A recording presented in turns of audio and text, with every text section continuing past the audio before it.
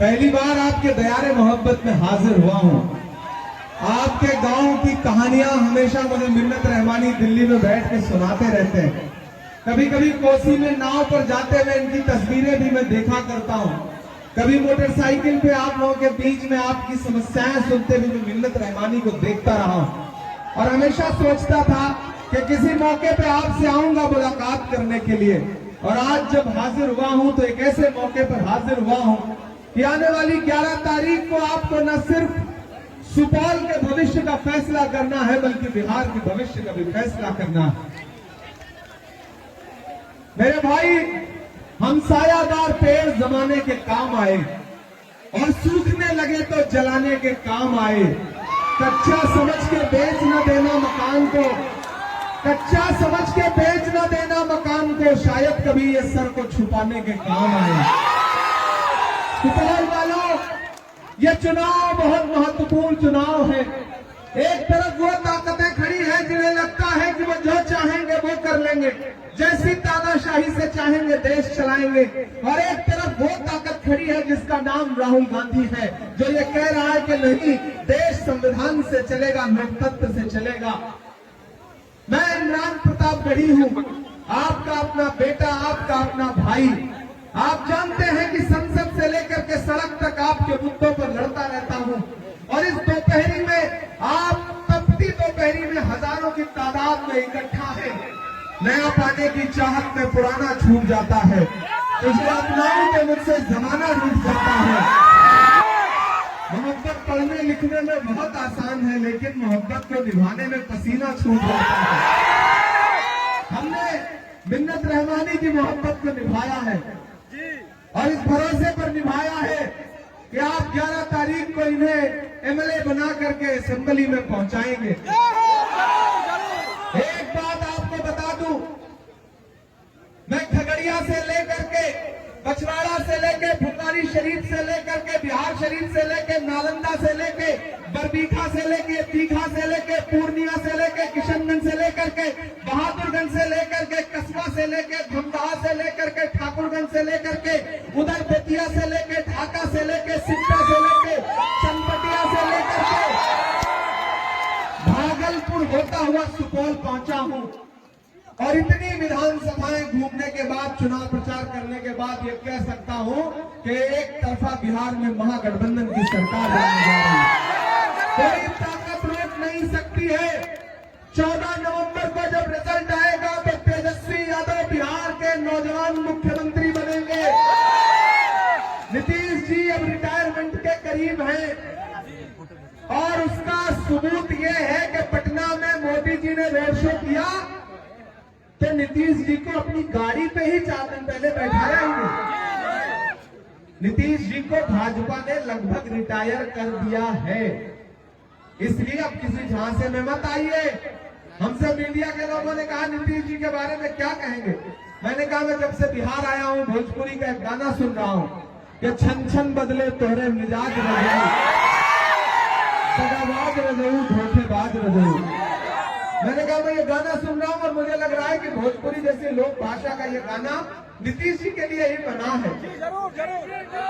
एक बात याद रखना साथियों कि अगर दिल्ली में बैठे हुए व्यापारियों को लगता है कि वे गुजरात के रिमोट कंट्रोल से बिहार को चलाएंगे तो नहीं हो सकता। बिहार को गुजरात के व्यापारी नहीं बल्कि बिहार के बिहारी चलाएंगे, यहाँ के नौजवान चलाएंगे, यहाँ की माएं बहनें चलाएंगी, बुजुर्ग चलाएंगे। इसलिए साथियों, बड़ी मिन्नतों से मिन्नत का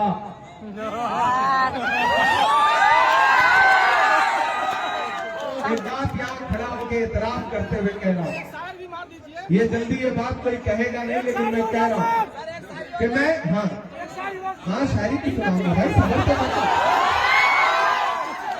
मैं किसी नौजवान नेता में जितनी खूबियां चाहता हूं और परफेक्ट नेता की जो एक डिफिनीशन होगा, अगर उस पैमाने पर मैं देश में किसी नौजवान को कसूं तो उस कसौटी पे सबसे खरा उतरने वाले का नाम मिन्नत रहमानी है। बिना विधायक हुए, बिना सांसद हुए ये आदमी आपके मुद्दों पर जंतर मंतर से लेकर पटना की सड़कों से लेकर के कोसी की नदियों तक में लड़ता रहता है। मुझे पता है ये इलाका सैलाब ज़दा इलाका है। मुझे पता है सैलाब आती है और आपके सपनों को बहा ले जाती है। मेरे भाई, ऐसा नौजवान चुनिए जो आपके लिए नए सपने देख सके, ख्वाब सजा सके। ऐसा ख्वाब सजाए कि उस ख्वाब को सैलाब बहा के न ले जा पाए। इसलिए आप सबसे गुजारिश है कि 11 तारीख को अपना एक एक वोट लेकर के असेंबली के चुनाव में बूथ पर जाइए और हाथ छाप का बटन कौन नंबर पे है? 3 तीसरे नंबर पे बटन है और जाइए। अम्मी अस्सलाम वालेकुम। मिन्नत का चेहरा देखिए, एकदम बचवा की तरह लगता है कि नहीं अपने? तो फिर मिन्नत तोड़ दीजिएगा, हाथ के पंजे का सामने वाला बटन दबाइएगा तो समझ लीजिए कि आप अपने बेटे को वोट दे रही हैं। नौजवान साथियों, आप लोग जब हाथ के सामने वाला बटन दबाएंगे ना तो ये समझ लीजिए कि आपका भाई जीत रहा है। और मुझसे राहुल जी ने कहा, मुझसे पार्टी के नेताओं ने कहा कि जाओ सुपौल और मिन्नत रहमानी के लिए अपने चाहने वालों से अपील करके आओ कि इसे जिता करके असेंबली पहुंचाएं। मिन्नत की उड़ान सिर्फ असेंबली तक नहीं है, सिर्फ विधायकी तक नहीं है। अगर आपने मिन्नत को जिता करके असेंबली पहुंचा दिया तो आपको भरोसा दिलाता हूं कि मिन्नत को इससे ज्यादा कुछ करके वापस आपके बीच में भेजा है। ये भरोसा रखिएगा साथियों। और एक चीज याद रखिए, ये लड़ाई बहुत बड़ी है। मैं आपका इमरान प्रतापगढ़ी हूं।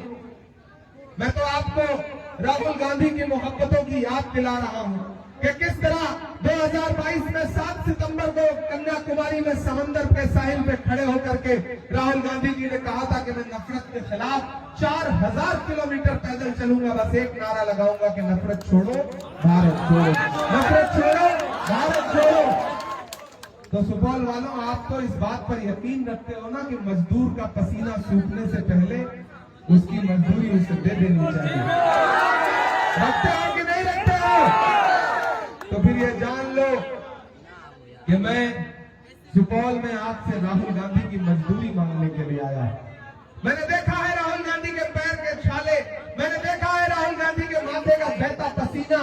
तो मैं आपसे राहुल गांधी की मजदूरी मांगने के लिए आया हूं और वो मजदूरी है अपना एक एक वोट हाथ छाप के सामने वाला बटन दबा करके मिन्नत रहमानी को दीजिए। यही है राहुल गांधी की मजदूरी। यहाँ आरजेडी के साथी खड़े हैं, यहाँ वीआईपी के साथी खड़े हैं, आईपी के साथी खड़े हैं। एक चीज जान लीजिएगा, आपका चुनाव निशान सुपौल में हाथ छाप है 3 नंबर पे। वीआईपी वाले भाई, यहाँ आपका चुनाव निशान हाथ छाप है। आईपी वाले भाई, ताती तत्वा जो भी समाज है, उनका चुनाव निशान हाथ छाप है। क्योंकि मिन्नत सिर्फ विधायक बनेंगे लेकिन तेजस्वी जी मुख्यमंत्री बनेंगे। तो ये बात याद रखिएगा कि चूकना नहीं है। बड़ी मुश्किलों से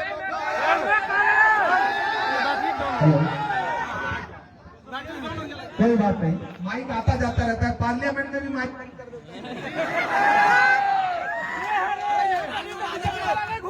हेलो, पार्लियामेंट में भी माइक बंद कर देते हैं, लेकिन मेरी आवाज थोड़ी बंद कर देंगे।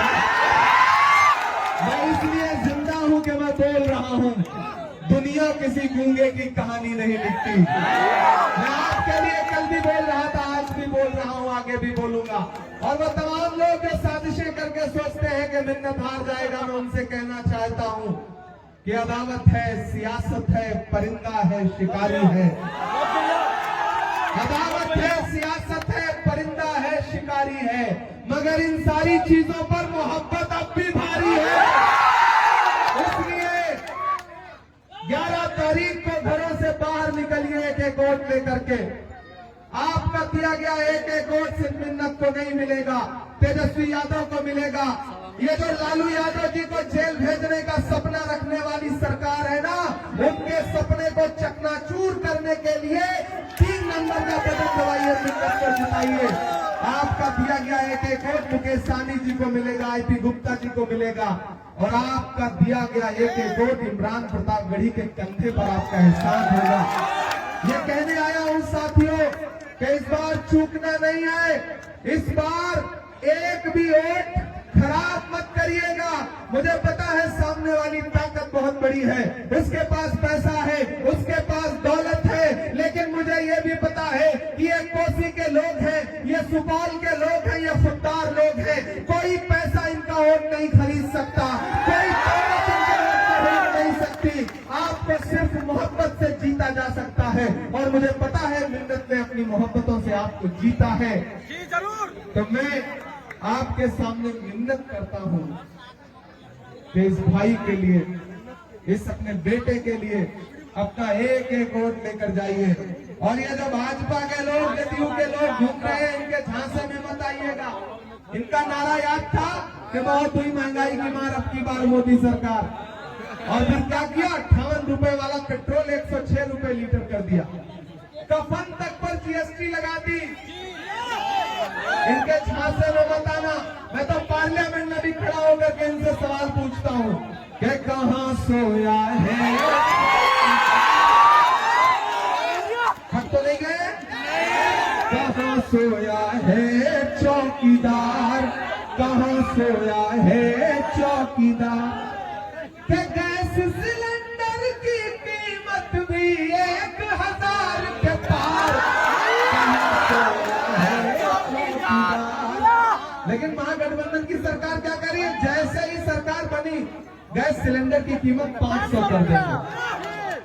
और माई बहन मान योजना में, मेरी माँ बहनों सुन लो, आपके एक वोट से आपको क्या मिलेगा बदले में, मैं बताता हूँ। 14 जनवरी से पहले एक साथ आपके अकाउंट में, हर औरत के, हर महिला के अकाउंट में 30,000 रुपए, 30,000 रुपए,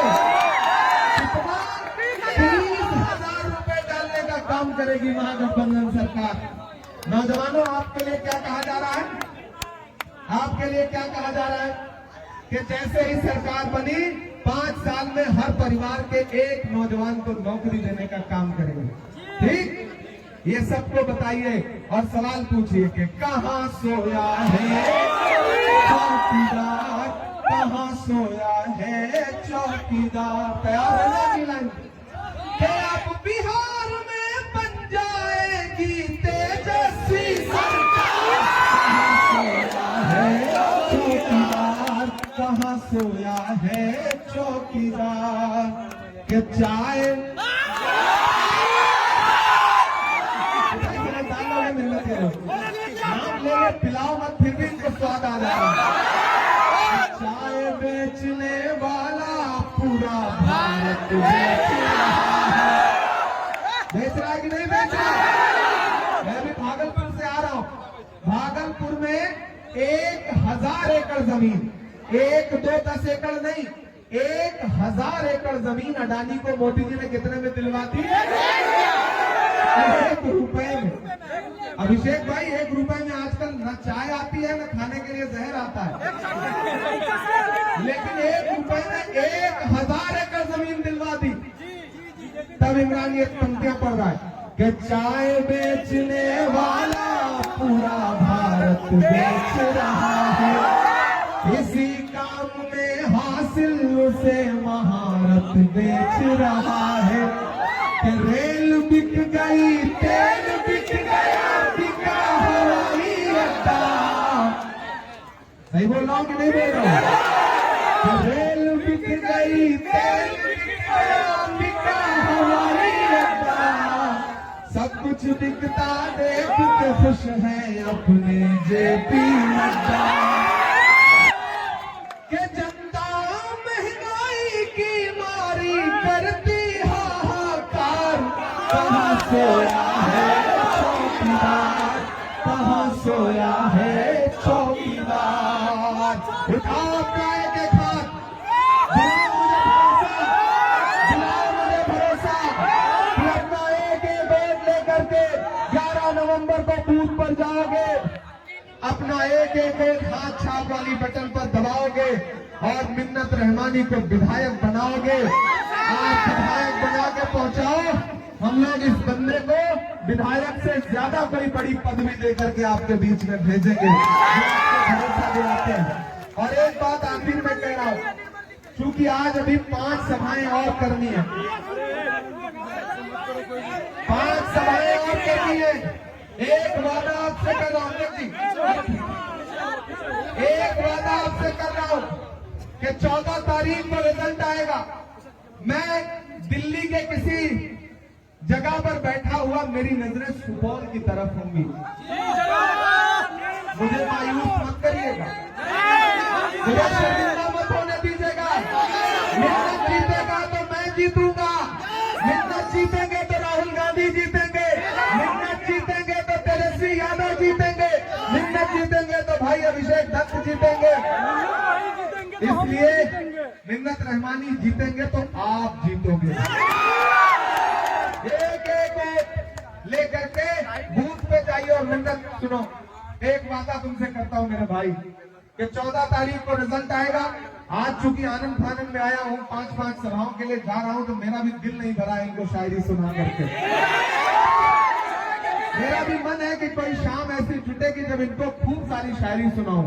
तो 14 को जब जीत जाना तो उसके बाद जीत के जश्न का एक प्रोग्राम करना, हेलीकॉप्टर फिर उतारेंगे, हेलीकॉप्टर, और 1 घंटा 2 घंटा 3 घंटा जितनी देर कहोगे कलेजा निकाल करके हथेली पे रख देंगे। तो मिन्नत रहमानी को चुपचाप, इसे धीरे से बोलोगे तो आवाज कैसे जाएगी मोदी जी तक, कैसे जाएगी नीतीश जी तक। चुपचाप, उधर से अम्मी आवाज नहीं आई चाची, ताकि चुपचाप, चुपचाप